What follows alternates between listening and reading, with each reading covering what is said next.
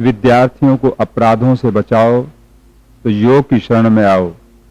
जैसे ही हम विद्यार्थी शब्द का उच्चारण करते हैं तो वैसे ही विद्यार्थी के जीवन का उद्देश्य हमारे सामने परिभाषित हो जाता है।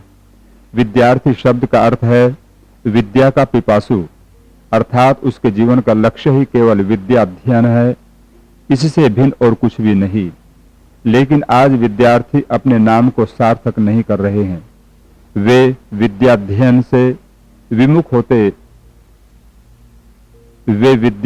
से विमुख जाते हुए विलासिता का जीवन जी रहे हैं, जिसके परिणाम स्वरूप उनके जीवन में आपराधिक प्रवृत्ति देखने को मिल रही है। छोटे छोटे बच्चे अपने मित्रों पर गोलियों की बौछार कर रहे हैं। जिस उम्र में उन्हें शिक्षा में अग्रणी होना चाहिए था, वे अपराध की दुनिया में अग्रणी हो रहे हैं। जिस देश का नागरिक अपराधी होगा, उस देश में अमन चैन का होना असंभव है।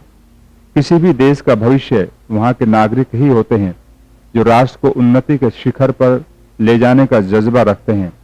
भगवान राम, योगीराज श्री कृष्ण जी जब अपने अध्ययन काल में गुरुकुलीय शिक्षा ग्रहण कर रहे थे, तब उनका अपने सभी सहपाठियों के साथ में भाई जैसा प्रेम था।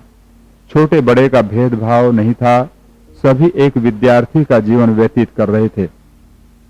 क्या आज वह दृश्य कहीं देखने को मिलेगा?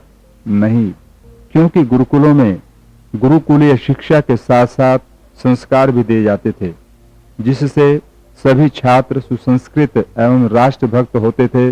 उनके जीवन से संस्कारों की सुगंध आती थी। वहां गुरु और शिष्य के मध्य में पिता और पुत्र जैसा मधुर संबंध था।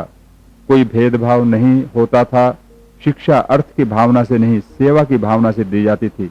उस समय सेवा प्रधान थी, आज अर्थ प्रधान है। जहां पर पैसा प्रधान हो जाएगा, वहां पर दया भाव, प्रेम, सद्भावना, राष्ट्रभक्ति तथा मित्रता ये सभी समाप्त हो जाते हैं। और आज वही सब कुछ देखने में आ रहा है।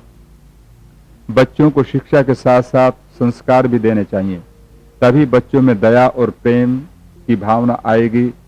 मैं आह्वान करना चाहूंगा उन सभी माता पिताओं से, यदि आप अपने बच्चों को अपराध की दुनिया से दूर रखना चाहते हो तो बच्चों को संस्कार दें। बच्चों में संस्कार का होना बहुत ही आवश्यक है, लेकिन वे संस्कार टीवी से नहीं आएंगे।